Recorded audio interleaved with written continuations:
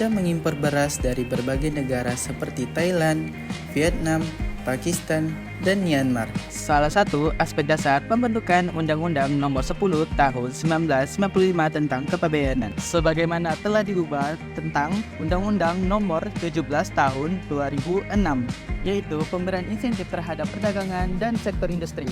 Pemberian insentif tersebut diharapkan akan memberikan manfaat bagi pertumbuhan perekonomian nasional. Bentuk fasilitas kepabeanan dibedakan menjadi dua, yaitu yang pertama, fasilitas yang terkait dengan pelayanan. Yang kedua, fasilitas yang terkait dengan fiskal kepabeanan. Baik, di sini saya akan menjelaskan tentang fasilitas yang terkait dengan pelayanan. Dalam rangka memberikan pelayanan yang lebih baik, lebih cepat, dan lebih murah, fasilitas pelayanan kepabeanan ini ditujukan untuk memperlancar arus barang, orang, maupun dokumen dalam sistem atau tata laksana kepabeanan di bidang impor. Kewenangan pemberian fasilitas pelayanan biasanya dilaksanakan oleh Kepala Kantor Pabean setempat. Hal ini merupakan kebijakan dan terkadang juga merupakan suatu perlakuan diskresi ataupun penyimpangan dari suatu sistem tata laksana yang reguler dengan tujuan semata-mata untuk kepentingan kelancaran arus barang, orang maupun dokumen. Nah, apa sih contoh dari kewenangan pemberian fasilitas pelayanan itu? Yang pertama itu adalah pembongkaran atau penimbunan di luar kawasan pabean. Pembongkaran dan penimbunan barang impor dapat dilakukan di tempat lain selain di kawasan pabean dan tempat penimbunan sementara setelah mendapatkan persetujuan dari Kepala Kantor Pelayanan Bea dan Cukai. Yang kedua itu adalah pelayanan segera atau rush handling.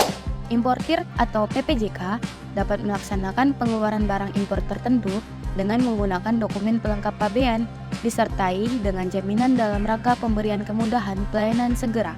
Pada layanan rush handling ini hanya dapat diberikan terhadap organ tubuh manusia, antara lain ginjal, kornea mata, dan darah, dan barang yang dapat merusak lingkungan, antara lain barang yang mengandung radiasi, dan lainnya. Yang ketiga adalah fasilitas forward flag. Fasilitas forward flag adalah fasilitas pengeluaran barang terlebih dahulu dengan menyerahkan dokumen pabean kemudian. Yang keempat adalah fasilitas jalur prioritas. Fasilitas ini diberikan kepada importir yang memenuhi persyaratan. Ini dilakukan untuk mendapatkan pelayanan khusus, sehingga pada penyelesaian importasinya dengan lebih sederhana dan lebih cepat. Contoh dari fasilitas ini yaitu barang-barang milik TNI ABRI dan barang milik pemerintah dengan jaminan tertulis dari instansi yang bertanggung jawab. Dan yang terakhir adalah fasilitas pemberitahuan pendahuluan atau pre-notification. Fasilitas pemberitahuan pendahuluan atau pre-notification.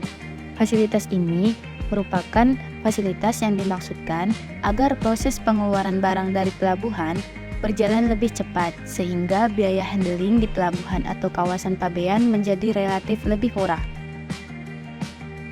Fasilitas fiskal kepabeanan merupakan bentuk intensif atau keuntungan yang berhubungan langsung dengan pemungutan bea masuk. Bentuk-bentuk keuntungan yang diberikan dapat berupa pembebasan bea masuk, penangguhan bea masuk, keringanan bea masuk, serta pengembalian bea masuk. Nah, sekarang apa sih fokus utama dari pemberian insentif fiskal ini?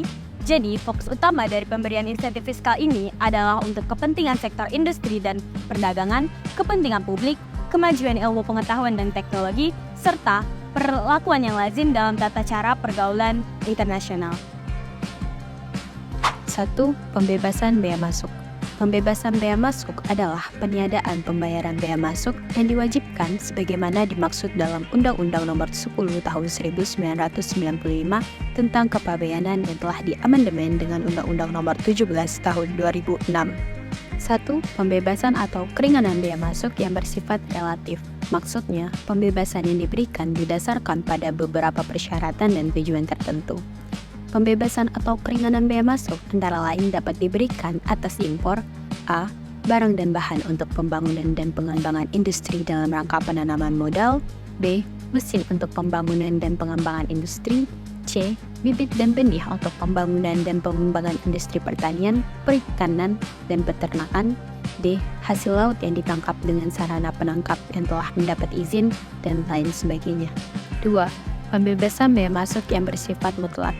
Artinya, jika persyaratan yang diatur dalam pasal ini dipenuhi, barang yang diimpor tersebut diberi pembebasan. Pembebasan bea masuk yang bersifat mutlak diberikan atas impor a.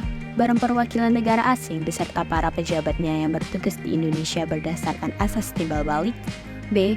barang untuk keperluan badan internasional beserta pejabatnya yang bertugas di Indonesia. C. buku ilmu pengetahuan. D. barang kiriman hadiah atau hibah untuk keperluan ibadah untuk umum, amal, sosial, kebudayaan, atau kepentingan penanggulangan bencana alam, dan lain sebagainya.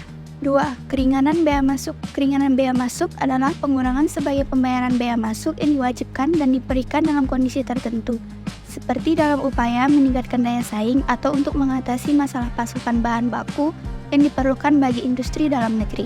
3. Penangguhan bea masuk. Penangguhan bea masuk adalah peniadaan sementara kewajiban pembayaran bea masuk sampai timbul kewajiban untuk membayar bea masuk.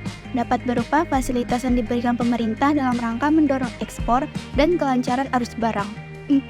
Pengembalian bea masuk. Pengembalian bea masuk dapat diberikan kepada penerima pembebasan atau keringanan bea masuk atau pihak pelaksana importasi seperti yang tercantum dalam keputusan pembebasan atau keringanan bea masuk.